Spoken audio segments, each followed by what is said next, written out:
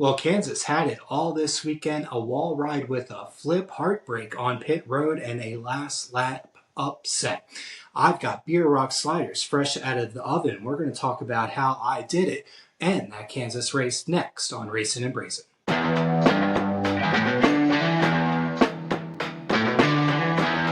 Well, hi folks, welcome back to Racin-n-Braisin. I am CJ, a lifelong NASCAR fan and chef. This is take number 2 for today's episode, our Kansas recap. Yes, we are going to touch on the key storylines from the Kansas race, update the playoff picture, and of course, give our SVG Minute and put a thumb on the race for you today. We'll also talk about what happened with my Bierock sliders and how that all turned out for me. Unfortunately, I lost all of the footage that I took for you guys, but I did grab a couple of pictures and I'm reheating them right now. We'll talk about that here in just a moment. So let's go ahead and dive on into the Kansas recap. Kansas produced 3 main storylines. Obviously, Chase Elliott stealing the win away from Toyota on the day was the big storyline of the day. Also, the double overtime finish produced a very wild ending to what felt like a pretty quick-ish Kansas race. The third storyline for sure was Toyota's dominance, but not being able to grab the trophy, kind of referencing back to the Chase Elliott win. Chase Elliott came from 10th place on that final restart. He started outside of row 5 to get that win. And it wasn't exactly a steal, in my opinion. He definitely earned that victory for sure. He ran up front most of the day, was anywhere from top 5 to top 10 material all day long.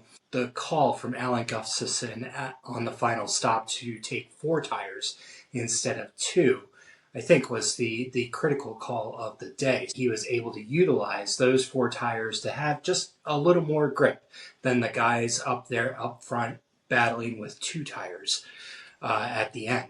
Now, the wild double overtime finish definitely gave us a highlight reel that we're going to be seeing every time they go back to Kansas from here on out. Zane Smith took a wall ride on his left door before eventually rolling over twice on the front stretch and hitting pretty hard. It looked like a pretty hard hit. He said he was fine in the infield care center, but I am sure he is sore this morning. He was having a pretty good day before that went down.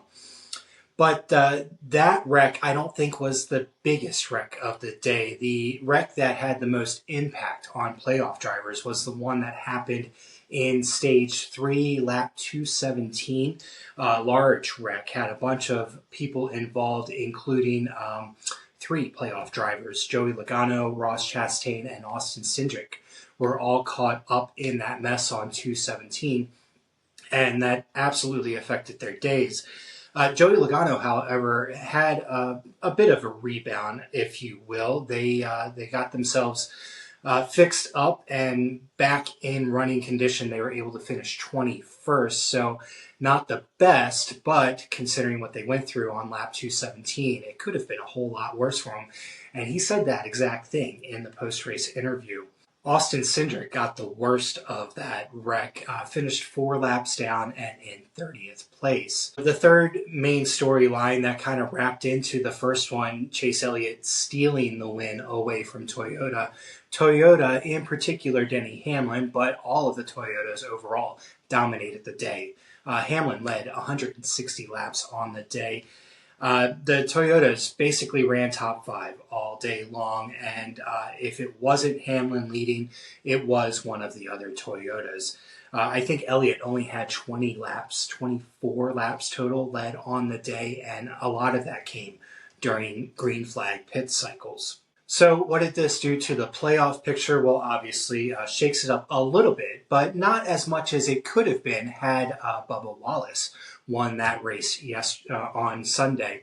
So Elliott and Blaney are now into the round of 8, and it looks like the remaining 6 there, Larson, Hamlin, Bell, Byron, they're all 40 or above points to the good, and I think that is going to really help them at the Roval.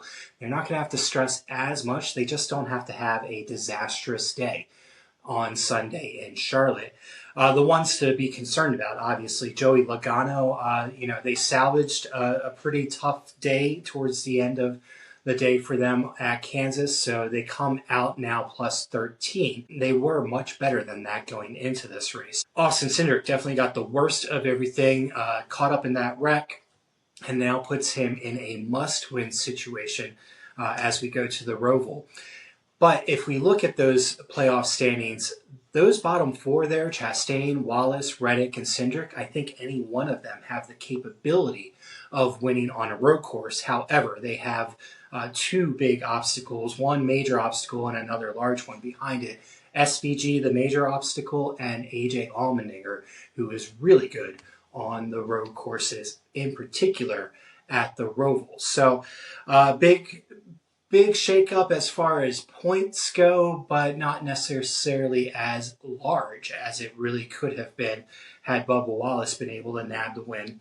But good to see Chase Elliott grab his second victory of the year and advance on to the round of 8. Obviously, all of the Elliott fans are happy about that one, and the siren was definitely ringing in Dawsonville this week. Well, the great thing about sliders is that they are super easy to reheat. You just have to pack them up right when you're done partying the day before. So what I do is I put them in a casserole dish and just wrap them up tight or put the lid on them or whatever you need to do, and then throw them in the refrigerator. So when you're ready to reheat them, all you have to do is just put a piece of parchment paper over the top of the buns and then cover it with foil. Throw it back in the oven, 350 degrees, just like we heated it up, and about 20 minutes on the clock. So while I put 20 minutes on this clock, let's go ahead and take our SVG Minute. Well, the weekend for SVG did not start out all that great, that's for sure. They failed pre-race inspection 3 times on the day, and that cost them their starting position, which was going to be 24th. So they had to start in the rear, serve a pass-through penalty on the first lap of the race, and then get things going. So they started in a deficit on the day, -1 lap after the first green flag flew. But that team obviously ran their own race. At one point, they were 2 laps down, and that was about stage 1, early stage 2. But a couple of cautions worked in their favor, and they were able to get some free passes, work their way around, and eventually got back on the lead lap in the 3rd stage. So perseverance and running their own race worked out well for them. And then the final couple of cautions with those late overtime restarts worked in his favor for sure. He was able to work his way up and ended up with his first career top 10. So heck yeah, SVG, good job this weekend. Just goes to show that he is learning and learning quick, and he is a world-class driver. There is no doubt about that. I can't wait to see how he does next season when he starts to return to more tracks. Remember, this Kansas trip is his 2nd one in the Cup Series. Well, these sliders came together nice and easy, and just as easy to reheat. Be sure to check out in the description below. I'll have the full recipe and procedure for you. Just a couple of quick, easy steps. You just got to have a little bit of time to do it. It is something that you can do a day ahead of time if you want to do this in anticipation of heading to your race day watch party. So, Bierock sliders, I'm going to give them a thumbs up, which leads us to put a thumb on Kansas.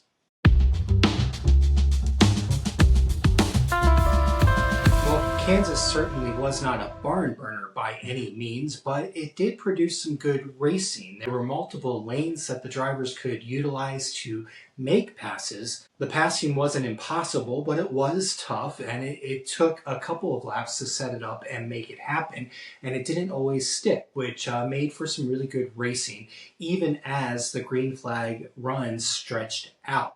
So, yes, I'm going to give Kansas a thumbs up. What definitely helped with that was some well-timed cautions, brought the field back together, made for a more interesting race as it played out. And of course, the double overtime finish with a pretty wild wreck there at the end. So I definitely think Kansas was a good race this time around. Not the best Kansas race we've seen, but a good one for sure, and definitely impactful on the playoffs. I'd love to know what you guys thought of the race. Go ahead and leave a comment down below.